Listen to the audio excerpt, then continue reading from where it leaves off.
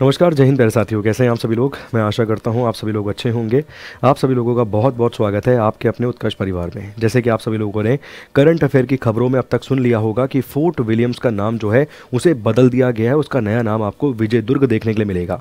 मगर fort William के संबंध में बहुत सारे ऐसे पॉइंट्स, बहुत सारे ऐसे पहलू हैं जो एग्जाम के पॉइंट ऑफ व्यू से इंपॉर्टेंट है और आपकी परीक्षा में आपको देखने के लिए मिल सकते हैं। साथ के साथ हम जानेंगे इस फोर्ट विलियम के नाम के साथ साथ क्या और भी कुछ चीज़ें हैं जिनका नाम बदला गया है, जो कि प्रतियोगी परीक्षाओं में तो महत्वपूर्ण है ही। इसके अलावा हम भारत के नागरिक, हम भारत के देशवासी हैं, तो हमें हर एक चीज़ के बारे में पता होना चाहिए। जो भी हमारे देश में चीज़ें घट रही हैं या फिर जो भी नाम कुछ बदले जा रहे हैं उनके बारे में। ठीक है, तो सबसे पहले हम फोर्ट विलियम के बारे में कुछ जानकारी प्राप्त कर लेते हैं। जैसे कि अगर हम बात करें तो फोर्ट विलियम का निर्माण 1696 में करवाया गया था। ठीक है ना, 1696 में किसका निर्माण करवाया गया था? एक फोर्ट का निर्माण करवाया गया था जिसे हमने फोर्ट विलियम के नाम से जाना। ठीक है ना, इस फोर्ट विलियम का नाम फोर्ट विलियम ही क्यों पड़ा? क्योंकि एक राजा आपको मिल जाएगा किंग्स विलियम III, ब्रिटेन का एक राजा मिल जाएगा किंग्स विलियम III के नाम पर इसका नाम आपको देखने के लिए मिलता है फोर्ट विलियम। ठीक है, 2 पॉइंट हो गए किस राजा के नाम पे।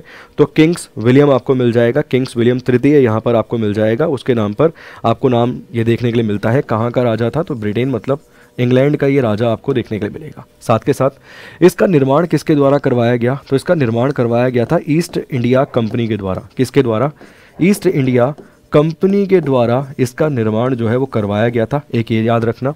इसके अलावा इसके निर्माण के जो ऑर्डर दिए गए थे ना, इसके निर्माण के जो ऑर्डर दिए गए थे वो किसके द्वारा?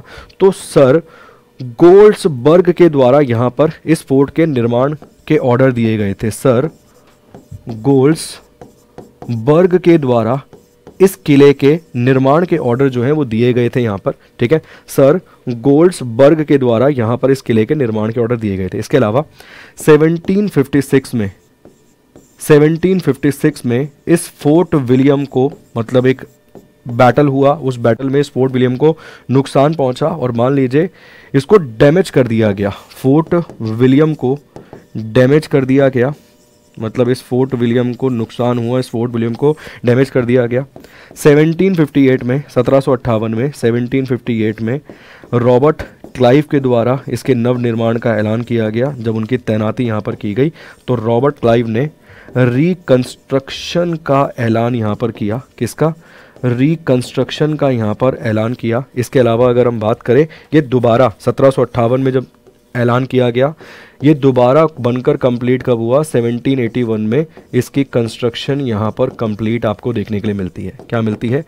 इसकी कंस्ट्रक्शन यहाँ पर कंप्लीट होती हुई आपको नज़र आती है। देखो, हर एक पॉइंट इंपॉर्टेंट है, हर एक पहलू से सवाल, चाहे हिस्ट्री के पॉइंट ऑफ व्यू से हो, चाहे डेट्स के पॉइंट ऑफ व्यू से हो, आपसे आपके एग्जाम में, आपकी परीक्षा में पूछा जा सकता है। ठीक है ना, तो यहाँ पर इसकी दोबारा कंस्ट्रक्शन कब कंप्लीट हुई? 1781, 1781 में।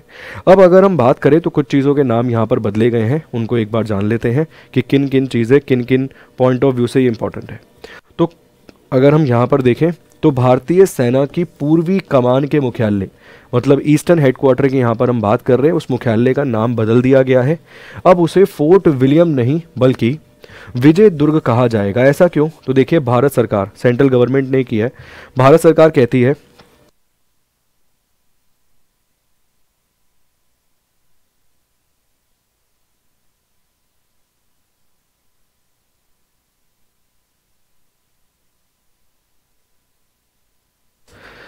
तो अगर हम बात करें उसे फोर्ट विलियम नहीं बल्कि विजय दुर्ग कहा जाएगा। इसके पीछे भारत सरकार ये कहती है,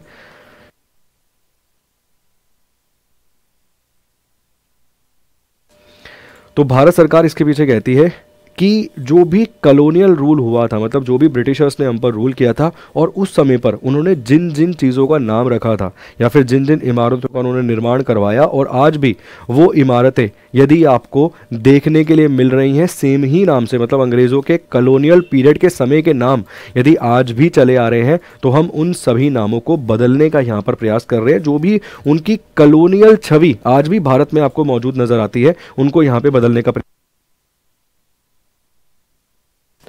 ठीक है, उसे यहाँ पर बदलने का प्रयास है। जिसके चलते आप देखेंगे कि आपने देखा कि कर्तव्य पथ आपको नाम देखने के लिए मिलता है। ठीक, तो यहाँ पर ये नाम बदला गया है। अब इसे क्या कहा जाएगा, अब इसे विजयदुर्ग कहा जाएगा। इसके साथ ही विजयदुर्ग के भीतर किचनर हाउस आपको देखने के लिए मिलता है। क्या देखने के लिए मिलता है? किचनर हाउस यहाँ पर आपको देखने के लिए मिलता है। और इस किचनर हाउस का नाम क्या कर दिया गया बदल के, तो इसे मानेकशॉ हाउस कर दिया गया। अगर हम बात करें सैम मानेकशॉ के बारे में, तो सैम मानेकशॉ आप सभी लोग जानते हैं कि 1971 में वर्ष 1971 में 3 दिसंबर 1971 को भारत में आपातकाल नेशनल इमरजेंसी को इम्प्लीमेंट किया गया। उसके पीछे वजह जो थी वो भारत पाकिस्तान का युद्ध था। और उस समय जो हमारे आर्मी के कमांडर इन चीफ आपको मिलते हैं वो मिलते हैं सैम मानेकशॉ। और सैम मानेकशॉ की अध्यक्षता में उस समय हमने एक महत्वपूर्ण जीत तो हासिल करी थी, इसके साथ साथ हमने एक नए देश का भी निर्माण करवा दिया था। जो ईस्टर्न पाकिस्तान वाला क्षेत्र था उसको तोड़कर हमने एक नए देश का निर्माण करवाया, जो बांग्लादेश के नाम से आज आप मौजूदा परिस्थिति में उसे जानते हैं। तो सैम मानेकशॉ के नाम पर किसका नाम कर दिया गया है? किचनर हाउस का। ये पॉइंट भी बहुत इंपॉर्टेंट है, यकीन मानिए परीक्षा में आपसे ये भी पूछ सकता है, किचनर हाउस वाला पॉइंट भी कि इसका नया नाम क्या है।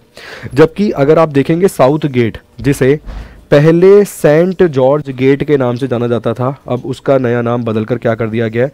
शिवाजी गेट, अब उसका नया नाम बदलकर कर दिया गया है। ठीक है, और इन सभी चीज़ों की जानकारी दी गई है किसके द्वारा? इन सभी चीज़ों की जानकारी कोलकाता स्थित भारतीय सेना की पूर्व कमान ने इसकी जानकारी दी है। ठीक है ना, और ये फैसले किसके द्वारा लिए गए? भारत सरकार के द्वारा। इसके साथ साथ अगर आप तैयारी कर रहे हैं रेलवे ग्रुप डी की परीक्षाओं की, क्योंकि आप जानते हैं अच्छी खासी वैकेंसीज यहाँ पे आई हुई हैं, फॉर्म भरने की अभी जो कंटिन्यूटी है वो चल ही रही है, फॉर्म लोग अभी अपने भर ही रहे हैं। तो यदि आपने फॉर्म डाल दिया या फिर फॉर्म डालने वाले हैं और तैयारी करने वाले हैं, तो आपको हमारा लक्ष्य 2 पॉइंट बैच और लक्ष्य बैच यहाँ पर मिल जाएगा रेलवे ग्रुप डी के लिए।